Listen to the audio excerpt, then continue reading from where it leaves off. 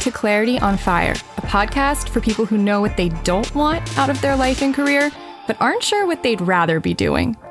In a world where it's easy to exist, but hard to feel alive, we, Kristen and Rachel, two certified life and career coaches, are here to help you cut through the information overload, get unstuck, and focus not just on how you can have a career you're passionate about, but how to create a whole life that feels fulfilling. So join us here, where we serve up inspiration and down-to-earth wisdom in a way that only two best friends can. We want you to experience the relief of knowing that, yes, you're allowed to want more out of your life and career. And no, you don't have to wander through the dark anymore. Our job is to light the fire that shows you the way. Let's go.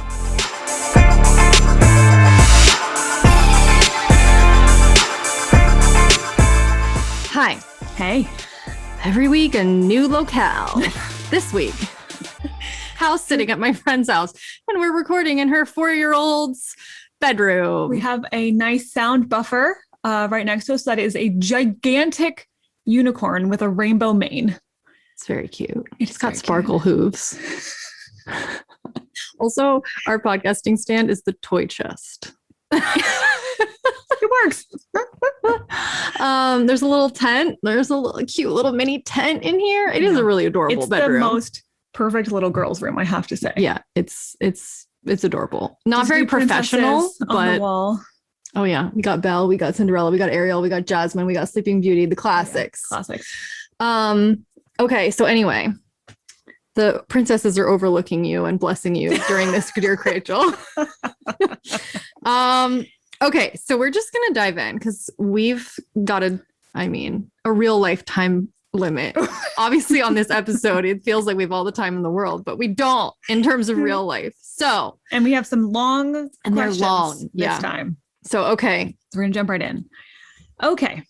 Dear Krachel, I've heard a lot about following your curiosity or bliss or what have you.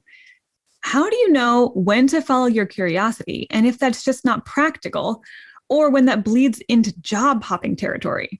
For example, I would love to try HR and administrative assistant and life coach and photography and wedding coordination and tech and therapist.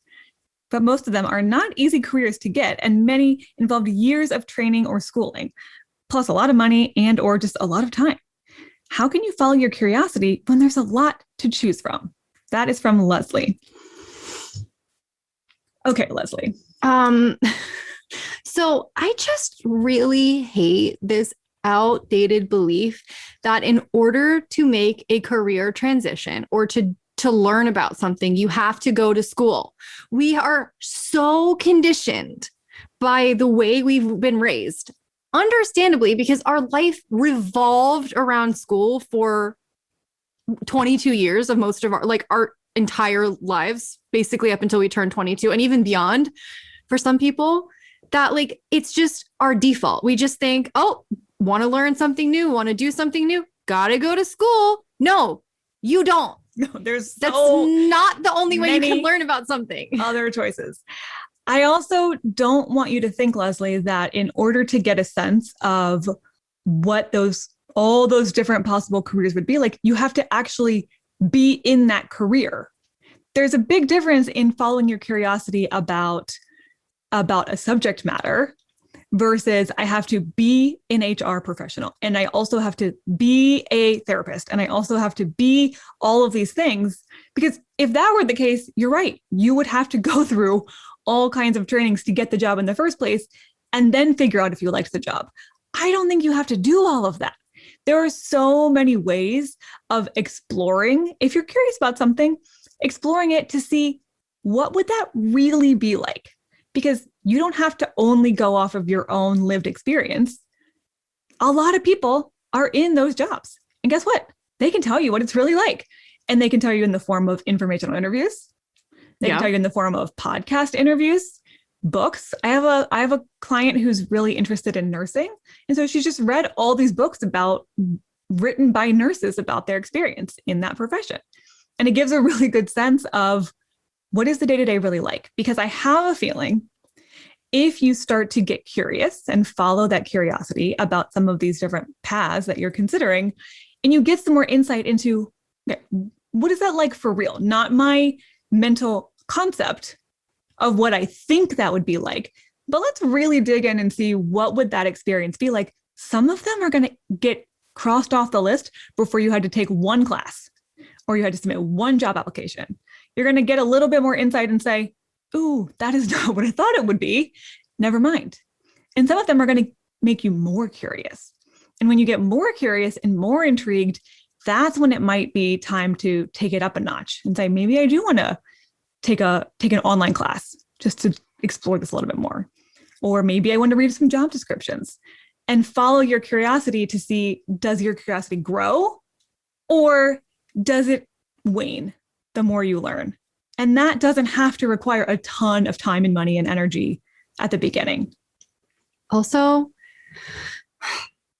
I feel like there's a fixation on which one is the right one for me. Mm-hmm. And I'm like, how many times do we have to tell you people? No, I'm kidding. Not really. I don't know that we've said it in a while. Actually. Okay, fine. I'll say it again for the umpteenth time in my life and not the last. What you do doesn't matter that much. Any one of these things could fit you because it's more important how you do something. So if you have a desire to be creative, if you have a desire to be flexible, if you have a desire to not have a ton of responsibility, for example, and to be someone who does the work instead of figures out who's bringing in the work or where the money's coming from or whatever, right? Like if you have a core set of values, there are so many fields, so many places where that value, that set of values could get expressed. And any one of these could potentially have a job that is an expression of those values. So again, the fixation on what do I want to do? What do I want to do? What do I want to do is just not the right question to be asking. Especially when I read through this list that Leslie wrote out of I could do this, or I could do this, I could do this. What I'm sensing is you might be okay doing any number of things that were interesting to you. So let's take a step back and say, if what I'm doing could be a whole bunch of things, because clearly I have a lot of interests or a lot of curiosities, let's get a little bit more clear about in what context do I want to be doing these things? Do I want to be doing them remote? Do I want to be doing them for a particular cause that I care about? Do I want to be doing them with a certain amount of flexibility? Do I want to work on the weekends or not? Yeah, let's figure out how do you want to work and in what kind of setting or what kind of culture do you want to be working? And then you could work back and say, oh, well, within some of these places, there's a whole bunch of interesting things that I'd be willing to do. That's not true for everyone. I don't want that to be blanket advice because I do think for some people, they're more focused on I really care about this particular kind of thing. But for honestly, a lot of people, if they were in the right environment and they had the right set of circumstances in terms of their flexibility and the people that they're working with and their needs met, and they care about the overall why of what they're doing, they could probably be okay with any number of different technical job titles. I can't tell you, this is no shade because I coach people around this every day. I can't tell you how, even when I've coached someone to the point where they're like, okay, I know what I value. I know my non-negotiables. Like I know the things that are just deal breakers for me if I don't get these met. They will come back to me next week because they got into a little bit of like a inner critic spiral or something. And they'll go, but Rachel, I still don't know what I want to do. I know. And I'm like, oh my God, it doesn't matter. And that is just so hard for people to make peace with. You don't need to know what you want to do. You need to know your parameters for what needs you want to get met and what values you want to express. And then you need to let the universe like guide you towards something that's going to be a good expression of those needs and those values, but you don't need to know what to call it. You don't. It could be in any one of those fields or something totally different. You don't need to know if you don't want to. You don't need to know. That it would be so much easier. And I know why you want to just know what it's going to be called and just go with that. because it would be so much cleaner. It would feel so much easier and less overwhelming. Yeah. And that's 99% of the time not how it works. No. And I'm sorry that's how it works.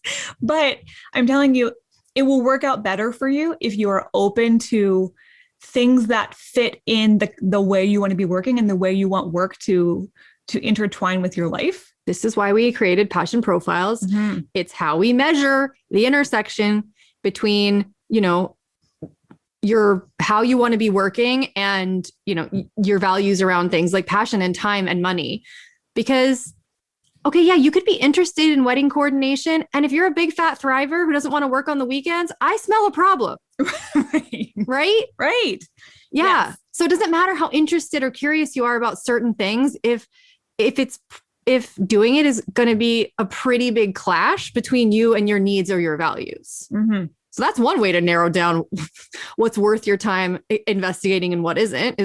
How well is this going to align with my passion profile? And if it doesn't, is there a way to do it that would align with my passion profile that I can explore? And if not, I can cross that off the list, because there's no way that's ever going to be able to really satisfy me. Exactly. I would be less concerned about picking one thing and more concerned about coming up with your criteria and crossing off things that don't fit. Yeah. And then anything that's left, you could probably make work if you got into the right company or the right situation or with the right people. And there's no such thing as a wrong choice. I wrote a blog about 1 million years ago called There's No Such Thing as a Career Soulmate. Yeah. And we all want it so bad. Yeah. You just want to feel like once I find my soulmate, then I'll be happy forever and I'll never have to question my career again. Nope, it doesn't exist. I don't even think I believe in real soulmates, frankly. That's a whole conversation for a whole other day.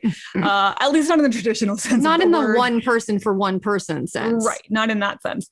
And I don't believe it for careers either. No, definitely not. Less than I believe it for romance. Do I believe it for careers? Right. So if we give that up, then what I think we're tasking you with is follow your curiosity, learn more, cross off things that are never going to be a good fit for who you are and what you value in your work. And then from your short list, go from there. Go talk to some people, go listen to some wedding coordination podcasts or some therapy podcasts, right. Read some books about photography or about therapy, put yourself in the world of the things that are on your short list without having to go to school. You do not have to go back to school. And there's no HR school. Do you know what I mean? Some of these things don't have schools. Right. And honestly, if that's something you're not willing to do, that might help you cross off some things. Right. Guess what? You have to go to a lot of school to be a therapist. You do not have to go to a lot of school to be a photographer.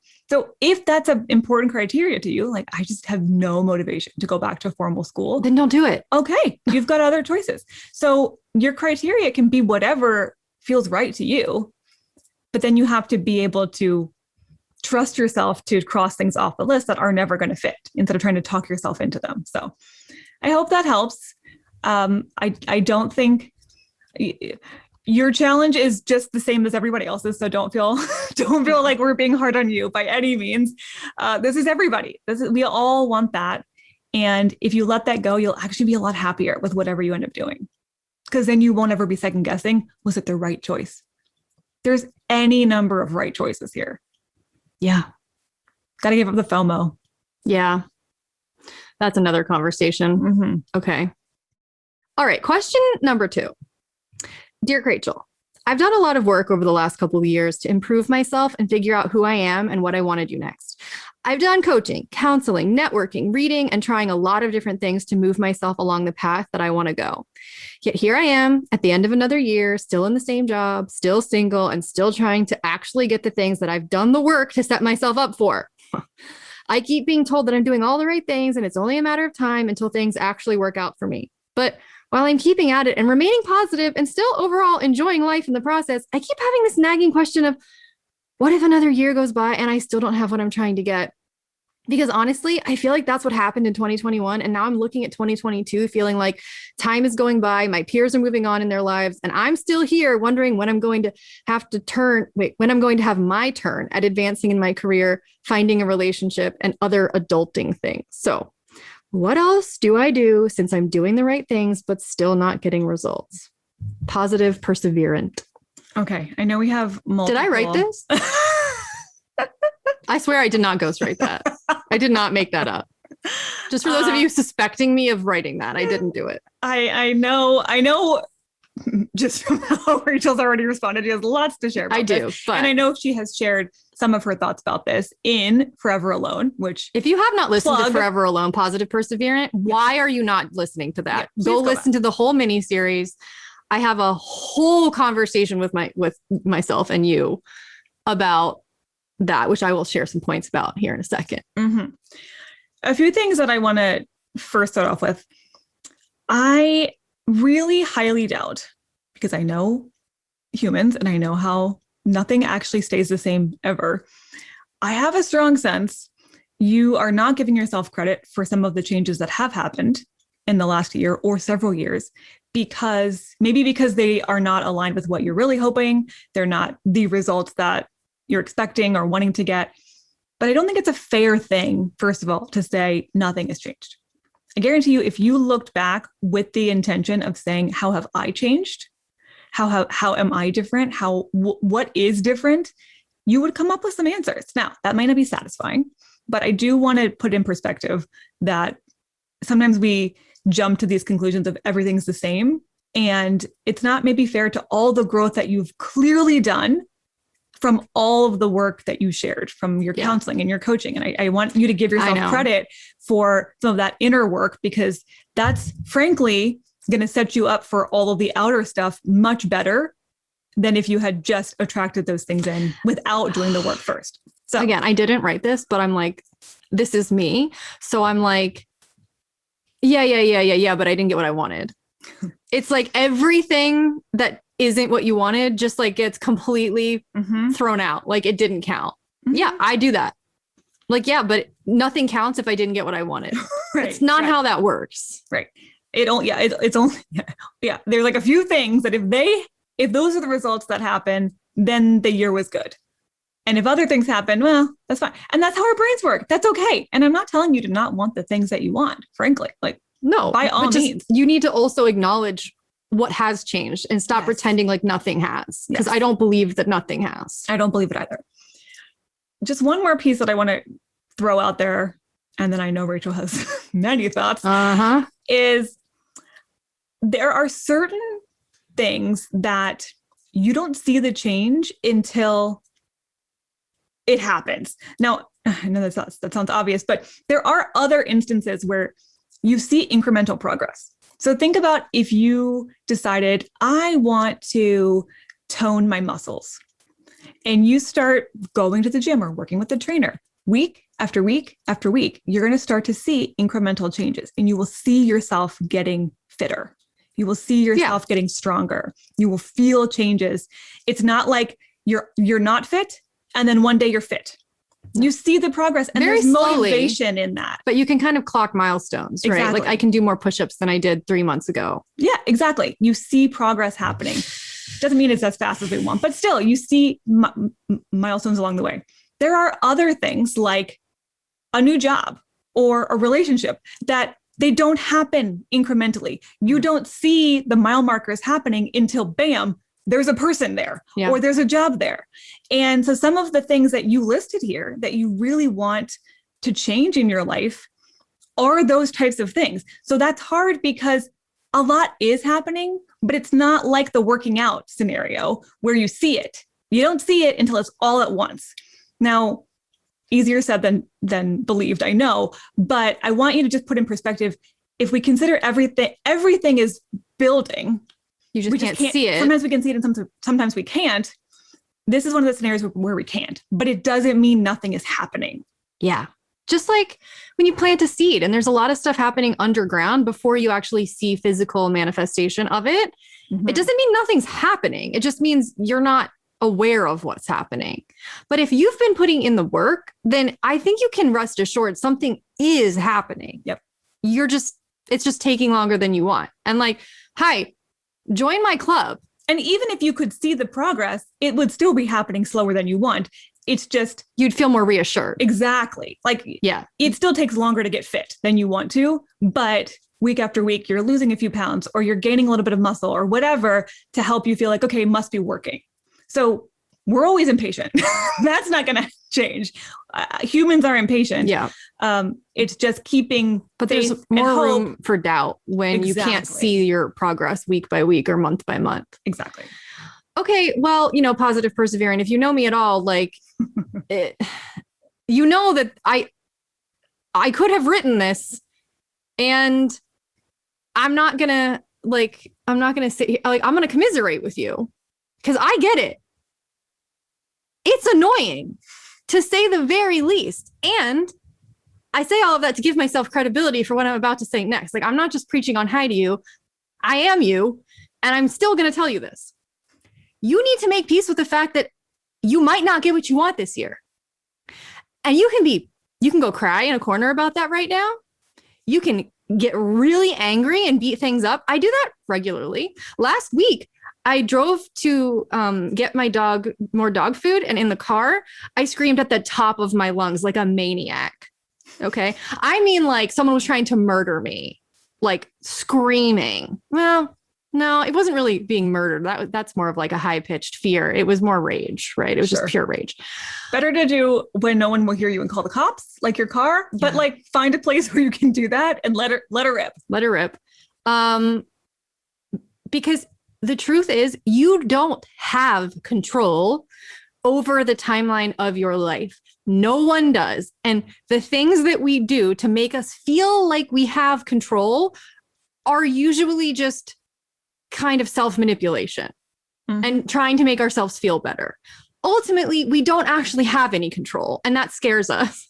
So we try to make it feel like we have more control. And that's great. I'm glad that you took control over what you feel capable of taking control over. Like you got coaching, you got therapy, right? Like you did the things. And you still have zero control over getting what you want. Do you think that I wanted to be 33 and still talking about the same goddamn things I haven't gotten 3 years late, like at 30 and at 27? No, I did not. But here I am, and I have no idea why. And I have no idea why it's so much easier for other people. I have absolutely no idea why. But here's what I've stopped doing. I've stopped going, well, it must be something you're doing wrong. Mm-hmm. What else can you do? Which is why I really want you to listen to Forever Alone, because I need you to hear the conclusion I came to about my responsibility when it comes to doing more things. Because I came to the conclusion, spoiler alert, I've done enough. Okay? So that's one perspective is, girl, you got to make peace with the fact that you might not get what you want this year. And it doesn't mean you're not going to get it ever. It just means your timeline and the universe's timeline might be different. And you can rage and you can rant about that. And ultimately, you still can't change it. And if you try to change it, you might not like what happens. Trying to change it is usually desperation, right? Like, I hate this. And so now I'm going to settle for a relationship I don't actually want to be in. Don't do that. Like, please work out your rage, work out your frustration, work out your sadness that you can't control the timeline without trying to manipulate the timeline. Now, I'm going to say something completely contradictory. If you want to try to manipulate the timeline, no, that's not actually right. No. If you want to try, okay, here's what I want to say. I don't advocate for manipulating the timeline. Throw that out. Okay. But sometimes you get so sick of nothing happening that if you really, really, really, really don't want 2022, you don't want to get to the end of 2022 and go, but nothing happened and nothing changed, make something happen. If you want something dramatic to happen, you can exercise some autonomy and control and agency over your life and make a dramatic change. You can move. You can move to a different country or state if you want to. You can do something crazy, right? Like you can quit your job with no job lined up and like to see what happens. Like if you're tired of nothing changing, there are things that you can dramatically change. Now, I don't guarantee the result of that.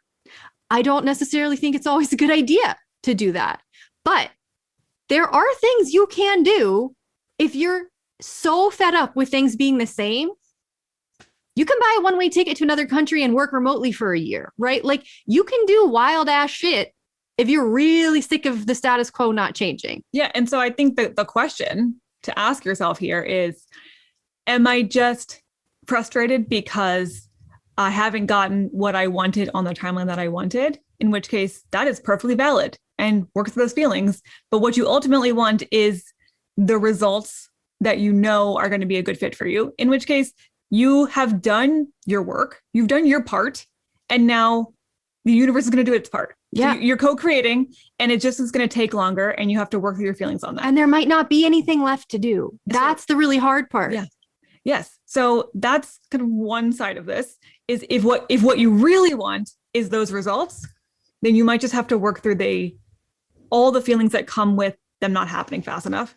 But if what you really want is change and to shake things up, then with no guarantee of what's going to happen afterward, and no idea if different, right? Yeah, and no idea if it has anything related to getting what you want, right? Like buying a one-way ticket to another country may have nothing to do with meeting someone romantically, and it might end up having everything to do with it, but you can't guarantee that, and that's not why you're doing it. You're just doing it because you want something freaking different. Exactly. So what do you most want here? Do you just want things to happen on your timeline, in which case, sorry, it's going to have to be something you work through, or do you want change?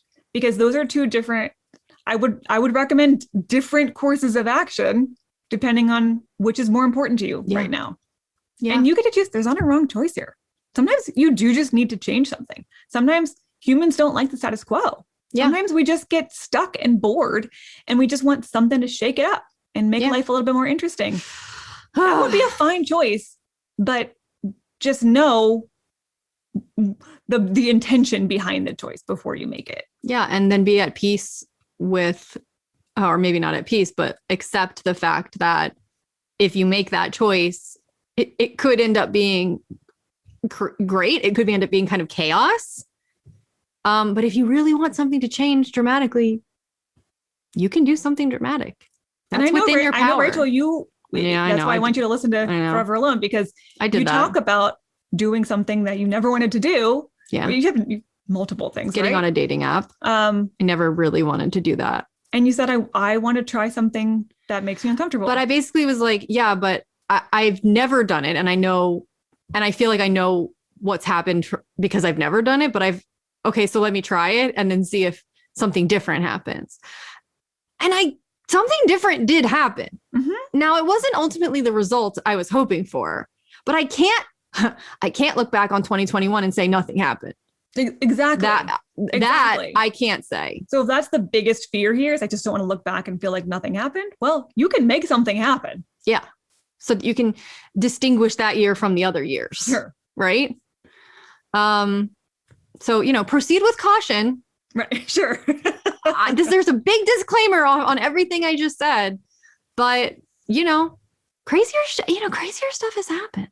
I have a client yesterday who told me that she follows this girl on TikTok or something. And this girl ran she was a florist in LA, and she just documented her decision to quit her job and buy a one-way ticket to Scotland of all places. I was like, is this a sign? And ended up, I guess, amassing such a following over documenting her journey that someone gave her a book deal. What? So I'm just saying, crazier shit has happened. Yeah. So if you really want something to change, consider shaking up your normal routine and getting out of it. I mean, the most famous version of all, Liz Gilbert wanted a whole Eat, Pray, Love, man. A whole change up in her life and did Eat, Pray, Love, and you saw where that went. Yeah. But also people have done that and nothing happened. And they just had interesting experiences, and then they came back. 2 times I've been to Scotland trying to find a Scottish husband. I did not find one. Right. So no guarantees that you're going to have an Eat, Pray, Love moment. But you'll have a memorable moment. Yes. Yes. And if you want your year to be distinguished by different kinds of memories and experiences, you can make that happen. Mm-hmm. Okay.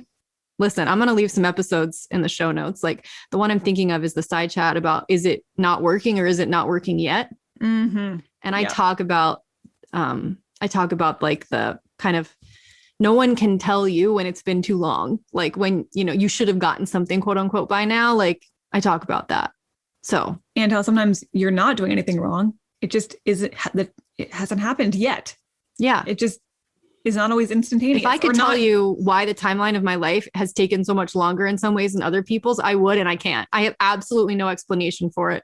But and I wish I did. I think you could say about yourself and probably about this person, in other areas, the timeline was much faster. Sure. Think about how many people we were in coaching careers. School I was like, 23. Yeah. And there were so many older people saying, wow, I wasn't even thinking along these lines. I can't believe you were thinking about this at such a young age. Exactly. Yeah, I know. I wish I'd done that when I was 23, so not 65. Sometimes you're a little bit like reverse. And a lot of the people who like have things that I want are still struggling with things I figured out a long time ago. Exactly. Which is why I want to make sure she's giving herself credit 100% for what has changed and everything she has done. Okay. Big love, P&P. Okay. Also favorite book. Okay. Last question. Okay. Dear Krachel, I'm a huge fan and have listened to every single episode, multiple times over. So thank you both. I love hearing that. Yeah. Even I haven't listened to all the episodes. I haven't even probably listened to half of the episodes. Multiple times over. She's way surpassed your ability. That is so many hours of us talking in her ear. I'm slightly amazed. I moved to the US from Canada back in September, and I'm at this very high paying tech job for the next 2 to 3 years as my green card application is processing. But it's a job I dread waking up to every day. It's not a horrible job. Many parts aren't great, and if you really do suck, but people would generally categorize it as a dream job at a dream company. But I feel empty, meaningless, and I don't have any connections with my coworkers to help me pull through the day. Also, it's important to note, I really don't know what else I would rather be doing. I come home too burned out to do anything but just zone out. Last night, as I sat sadly on my bed, I told myself, I just need to be an adult and do the things I don't want to do so that I can have the things that I want later, financial independence and the ability to live and work in the US freely.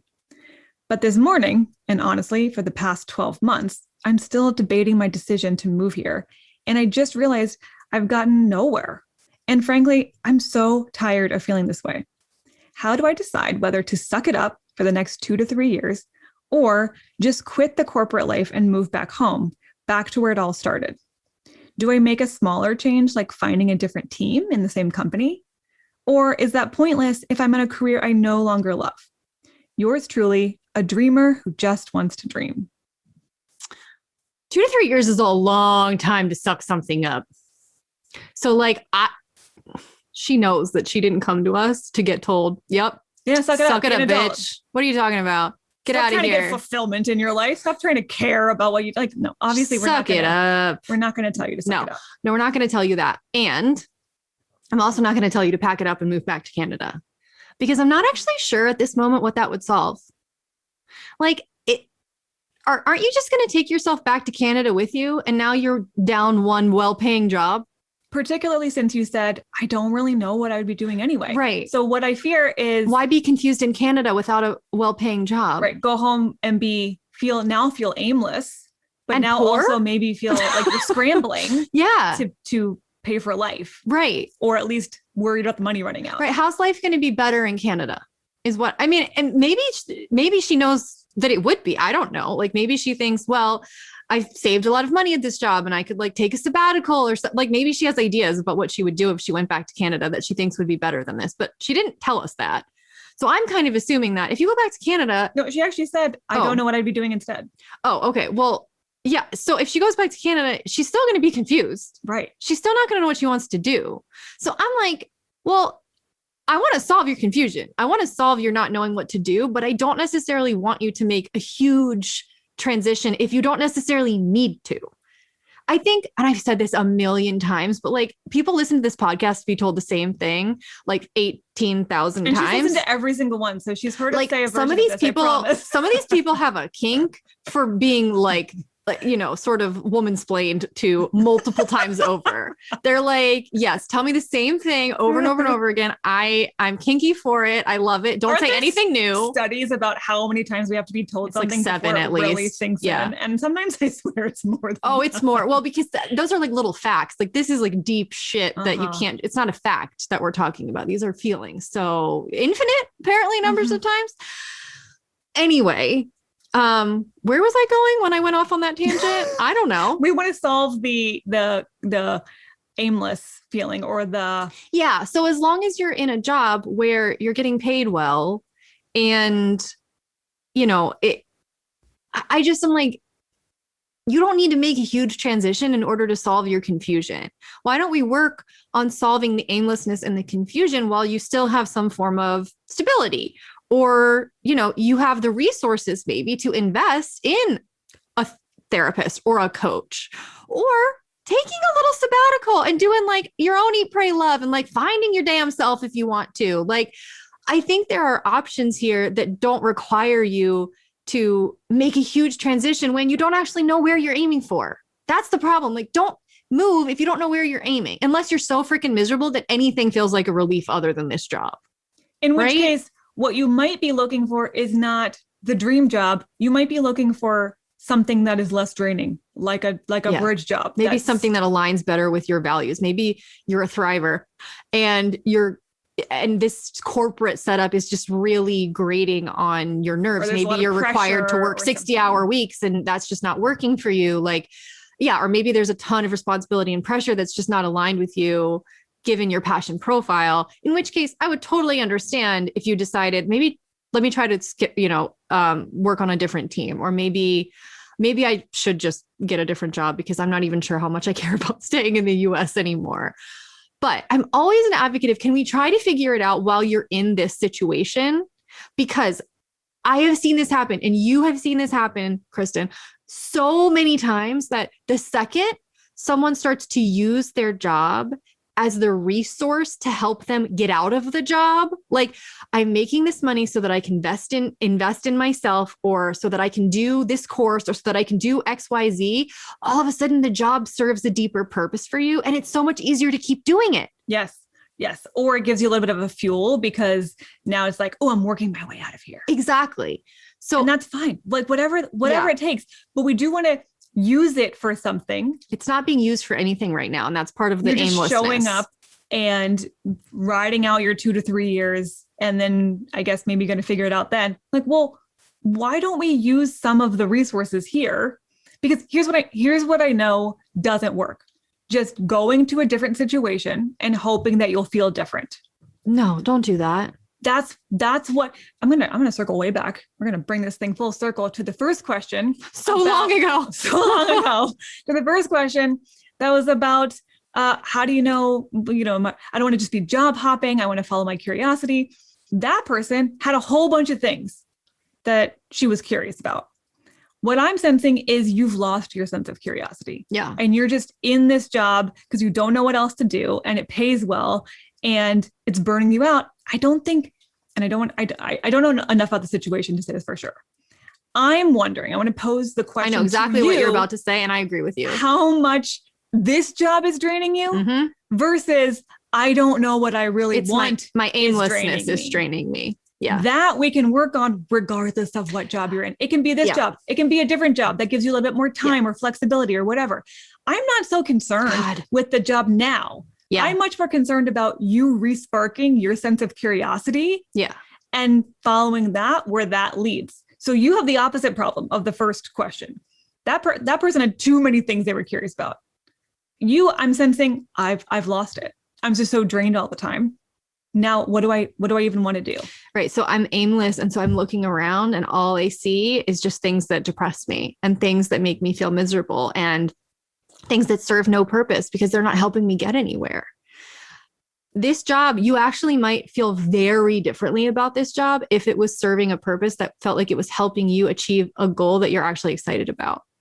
And I know you said you have a goal of financial independence. That's probably not enough of a goal, though. Why? What would you do with your financial independence? Yeah. Just having enough money in the bank is not actually something. Not motivating enough. No, because money in and of itself is not that important to us. Money is important to us because of what it allows us to do. Yeah. So maybe a question to start with is, let's say you got to financial independence and you didn't have to work for a paycheck all the time or financial freedom or whatever you want to call it. What would you do with that freedom? Mm-hmm. If you start to get a little bit of excitement or a little bit of curiosity or a little bit of intrigue about that, that might be a place to start. You don't have to wait until you're financially free to finally do the things you want to do, let's start to build those things in now, and they might take you someplace interesting. And more than anything, I think they're going to refuel your sense of enthusiasm for life.